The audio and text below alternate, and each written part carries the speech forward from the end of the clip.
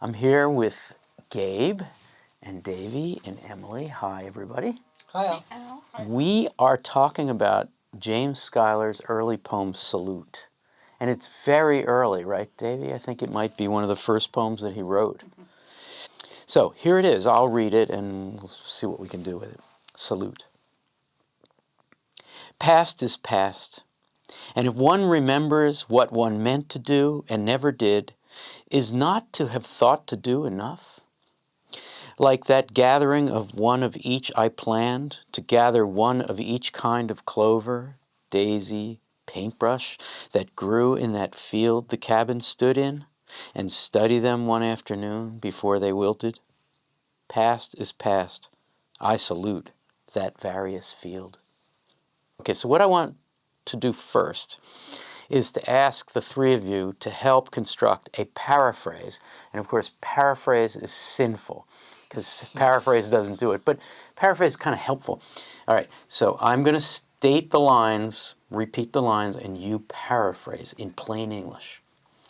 If one remembers what one meant to do and never did, is not to have thought to do enough? All right, you want to take a piece of it or try the whole of it? Davey, start us off. Paraphrase. If you remember having wanted to do something, isn't it fine that you didn't do it? Because the point of doing it would have been to have remembered doing it. And if you remember anyway, isn't that as good as having done it? Wow, Davey, that was great. Okay, Emily, follow that act. Oh man, mine was so much more prosaic, which just, if you remember your intention, does it matter that you never completed or followed through with the action you intended? So, Gabe, I'm going to boil it down. Is thinking about doing itself a kind of doing? Or is thinking about doing perhaps sufficient?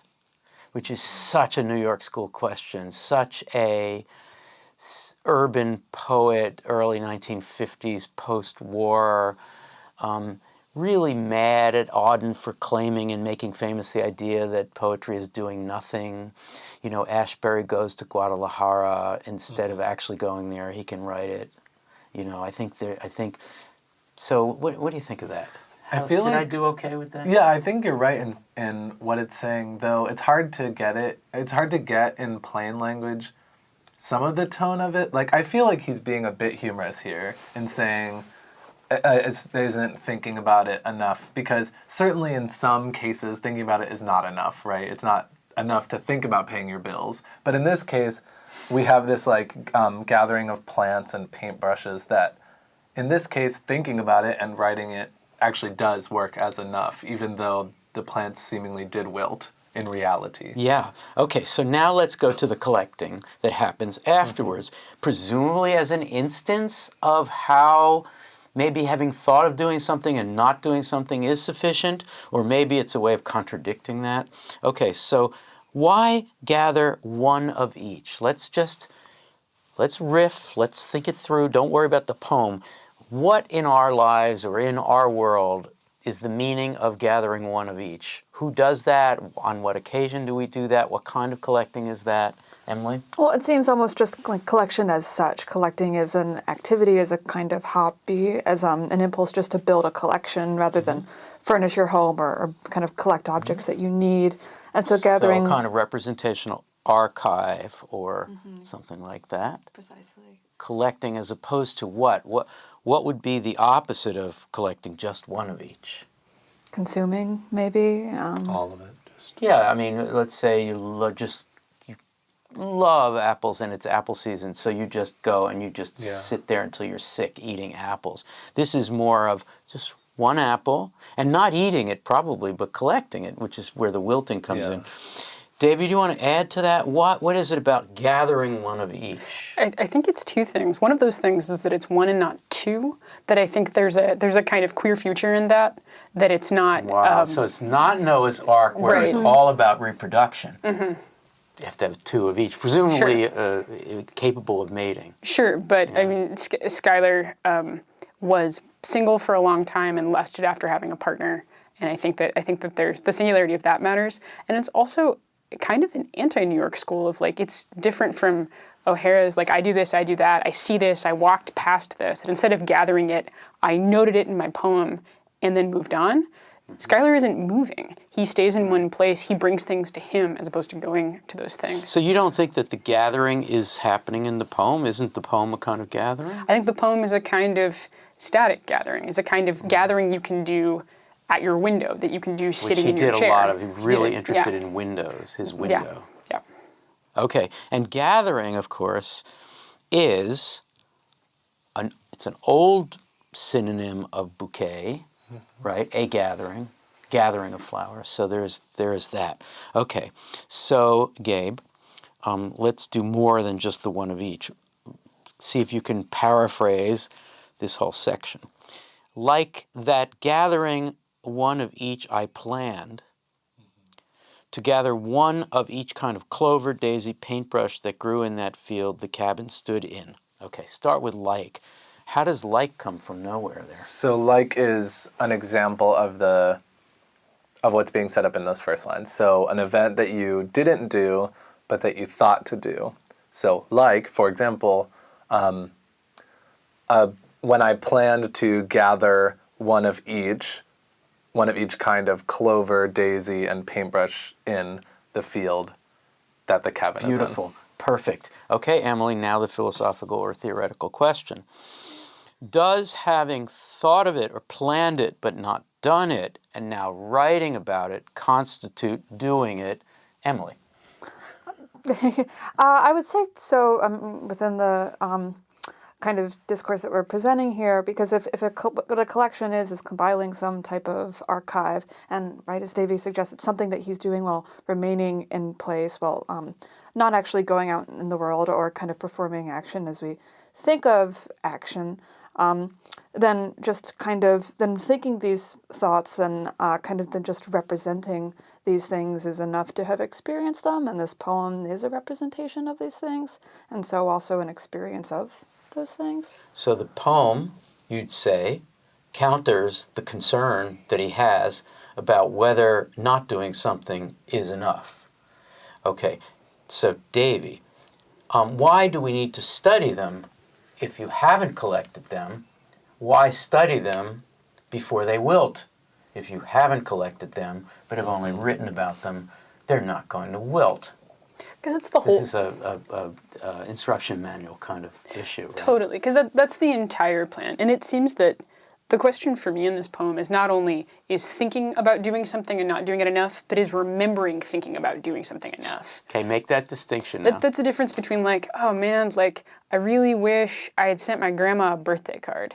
That, like, that's one moment. But, like, if you remember a week later, like, oh, I remember having the wish. I am having two moments that are apart in time that are both about desiring doing something in the future. Okay, so Gabe, is there a difference between remembering that at one point that you wanted to send grandma a card, but trivially either did or didn't?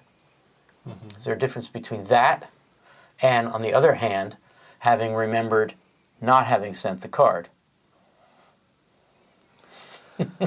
In other words, right, Davey? Is that the natural next question? Do you want to take a stab at it?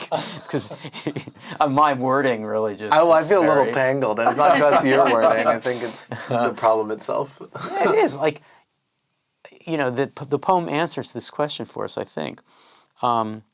Does the memory of not having done something turn eventually into any kind of similar to any kind of memory of having done something or not done something? Because remembering that you wanted to send grandma a card is really a priori to having sent or not sent the card.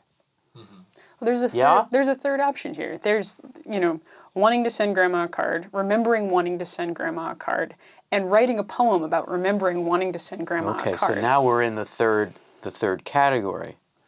So like is, as for instance, the gathering that you now see here.